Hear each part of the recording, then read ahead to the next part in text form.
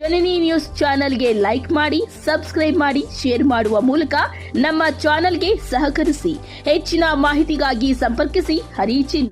ಇಲ್ಲ ಎಲ್ಲರಿಗೂ ಒಂದು ರೀತಿ ನೋಡ್ತಾ ಇದ್ರೆ ಮುಂದಿನ ಚುನಾವಣೆಯಲ್ಲಿ ಬಹಳ ಕಷ್ಟ, ಬಹಳ ಎದುರಾಳಿಗಳು ಜಾಸ್ತಿ ಆಗ್ತಾ ಇದ್ದಾರೆ. ನಿಮಗೆ ಸಪೋರ್ಟ್ ಯಾರು ಅಂತ ಕೇಳಿದ್ರು. ನಾನು ಒಂದೇ ಮಾತು ಕೇಳಿದ್ದು, ನಾನು ಬಿಜೆಪಿ ಸಪೋರ್ಟ್ ನೋಡಿ ಬರೀತಾ ಇಲ್ಲ, ಜೆಡಿಎಸ್ ಸಪೋರ್ಟ್ ನಾನು ಬರೀತಾ ಇಲ್ಲ, ಇನ್ನೊಂದು ಪಕ್ಷದ ಸಪೋರ್ಟ್ ನಾನು ಬರೀತಾ ಇಲ್ಲ. ನನಗೊಂದೇ ಒಂದು ಹೈಕಮಾಂಡ್, ನನಗೊಂದೇ ಒಂದು ಶಕ್ತಿ. ಅದು ಯಾರು ಅಂತಂದ್ರೆ ಕೆಜಿಎಫ್ ಅಲ್ಲಿ ನಾನು ನಂಬಿರ್ತಕ್ಕಂಥ ನನ್ನ ಮತದಾರರು, ನನ್ನ ರೈತರು, ನನ್ನ ಯುವಕರು, ನನ್ನ ಹೈಕಮಾಂಡ್. ಅವ್ರ ತಂಡಕ್ಕೆ ಬಂದ್ರೆ ಯಾರು ಸುಮ್ಮನೆ ಇರಲ್ಲ ಅಂತ ಹೇಳಿದ್ದೀನಿ. ಇವತ್ತು ನಾನು ಸ್ಪಷ್ಟವಾಗಿ ಹೇಳ್ತೀನಿ, ಇದೇ ಮುಟ್ಕೊಂಡು ಹೇಳಿ ಎಲ್ಲರಿಗೂ, ಮೋಹನ ಕೃಷ್ಣ ಚುನಾವಣೆ ಮಾಡೋದು ಸ್ವಾಭಿಮಾನದ ಚುನಾವಣೆ, ಮೋಹನ ಕೃಷ್ಣ ಚುನಾವಣೆ ಮಾಡೋದು ಧರ್ಮದ ಚುನಾವಣೆ ಅಂತ ನೀವು ಎದೆ ಹೇಳಿ. ಬಹಳ ಜನ ಇಲ್ಲಿ ತುಂಬಾ ಹೊತ್ತಿಂದ ಬಂದಿದ್ದೀರಾ. ವಿಶೇಷವಾಗಿ ಈ ಕಾರ್ಯಕ್ರಮಕ್ಕೆ ನಮ್ಮ ಅಕ್ಕನಾದಂತಹ ಪದ್ಮಕ್ಕನವರು, ಅವಿನಾಶ್ ರೆಡ್ಡಿಸ್ ಅವರಿಗೆ ನಾನು ಎಷ್ಟು ಕೃತಜ್ಞತೆ ಹೇಳಿದ್ರು ಸಾಕಾಗಲ್ಲ. ನಾನು ಯಾವ ಜನ್ಮದಲ್ಲಿ ಅವ್ರ ತಮ್ಮನಾಗ್ಬಿಟ್ಟು ಗೊತ್ತಿಲ್ಲ, ಆದ್ರೆ ಇವತ್ತು ಈ ಸವಾಲನ್ನ ಸ್ವೀಕರಿಸಿ ಅಣ್ಣ ನಾನು ನಿಮ್ ಜೊತೆ ಇರ್ತೀನಿ ಅಂತ ಈ ರೈತ ಮಗನಿಗೆ ಈ ಮಣ್ಣಲ್ಲಿರ್ತಕ್ಕಂಥ ವಿಶೇಷವಾಗಿ ಈ ಬಡವನ ಹಿಂದೆ ಬಂದಿದ್ದಾರಲ್ಲ ಅಕ್ಕ, ನಿಮಗೆ ನನ್ನ ಸಾಷ್ಟಾಂಗ ನಮಸ್ಕಾರಗಳು. ಇಲ್ಲಿರ್ತಕ್ಕಂಥ ಎಲ್ಲ ನಮ್ಮ ಯುವಕರು ನಾನು ಬಹಳಷ್ಟು ಕೃತಜ್ಞತೆ ಹೇಳಬೇಕು. ರಾತ್ರಿ ಹಗಲು ಕೆಲಸ ಮಾಡಿ ಯಾರೋ ಒಂದು ಅಧಿಕಾರದಲ್ಲಿರೋರನ್ನ ಎದುರಾಕೊಂಡು ಅದ್ಯಾರೋ ಹೇಳಿದ್ರಲ್ಲಿ ನಮ್ಮ ನಾಟಕದಲ್ಲಿ ಮಾಡ್ತಾ ಇದ್ರು, ತಗ್ಗದೇ ಇಲ್ಲ ಅಂತ. ನಮ್ಮ ಹುಡುಗರು ಇರ್ತಕ್ಕಂಥವ್ರು ತಗ್ಗದೇ ಇಲ್ಲ, ಬರೀ ತಗ್ಗದೇ ಇಲ್ಲ, ಯಾರಿಗೂ ತಲೆ ಬಾಗೋದು ಇಲ್ಲ ಅಂತ ನಾನು ಸ್ಪಷ್ಟವಾಗಿ ಹೇಳ್ತೀನಿ. ಮತ್ತೊಂದ್ಸಲ ನಮ್ಮ ಪೊಲೀಸ್ ಸಿಬ್ಬಂದಿಯವರಿಗೆ ಮತ್ತು ಪೊಲೀಸ್ ಡಿಪಾರ್ಟ್ಮೆಂಟ್ಗೆ ನಾನು ಅವರಿಗೆ ಅಭಿನಂದನೆಗಳನ್ನು ಸಲ್ಲಿಸ್ತೀನಿ. ಮತ್ತೆ ನಮ್ಮ ಮೀಡಿಯಾ ಮಿತ್ರರಿಗೆ ಅಭಿನಂದನೆ ಸಲ್ಲಿಸ್ತೀನಿ. ನಿಮ್ಮ ಪ್ರೀತಿ ವಿಶ್ವಾಸ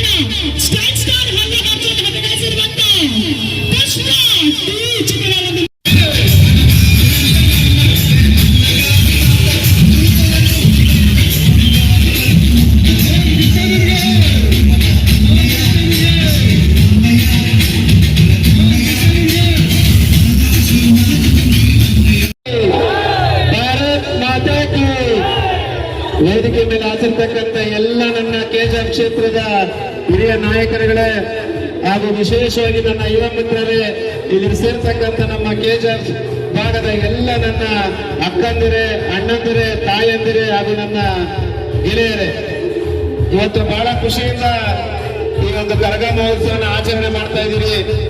ನಾನು ನಿಮ್ಮಲ್ಲಿ ಒಂದೇ ಮನವಿಯನ್ನು ಮಾಡೋದು, ಕೆಜಿಎಫ್ ಕ್ಷೇತ್ರದಲ್ಲಿ ಇಟ್ಟಿರ್ತಕ್ಕಂಥವ್ರು ಯಾರೇ ಆಗಿರ್ಬೋದು, ಸವಾಲನ್ನ ಸ್ವೀಕರಣೆ ಮಾಡೋರು ಅಂತ ನಾನು ನಿಮ್ಮನ್ನ ಕೇಳ್ಕೊಳ್ತಾ ಇದ್ದೀನಿ. ಮುಂದಿನ ದಿನಗಳಲ್ಲಿ ಈ ನಿಮ್ಮ ಮೋಹನ ಕೃಷ್ಣನಿಗೆ ಒಂದು ಅವಕಾಶವನ್ನ ಕೊಡಿ.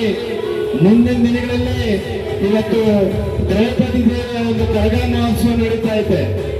ಆ ಒಂದು ವಿಶೇಷದಿಂದ ನಾನು ನಿಮ್ಗೊಂದು ಹೇಳ್ತೇನೆ, ಈ ಕೆಜಿಎಫ್ ಗ್ರಾಮೀಣ ಭಾಗದಲ್ಲಿರ್ತಕ್ಕಂಥ ರೈತರು ತಾವು ಎದೆ ಮೇಲೆ ಕೈ ಇಟ್ಕೊಂಡು ಹೇಳ್ಬೋದು, ಮೋಹನ ಕೃಷ್ಣ ಧರ್ಮದಲ್ಲಿ ನಡೀತಕ್ಕಂಥವನು, ಮೋಹನ ಕೃಷ್ಣ ಧರ್ಮದಿಂದ ಚುನಾವಣೆ ಮಾಡಿ ಮೋಹನ ಕೃಷ್ಣ ಧರ್ಮದ ದಾರಿಯಲ್ಲಿ ಹೋಗಿ ಗೆಲ್ತೀರಿ ಅನ್ನೋದನ್ನ ತಾವು ಎದೆ ಮುಂದೆ ಹೇಳ್ಬೋದು.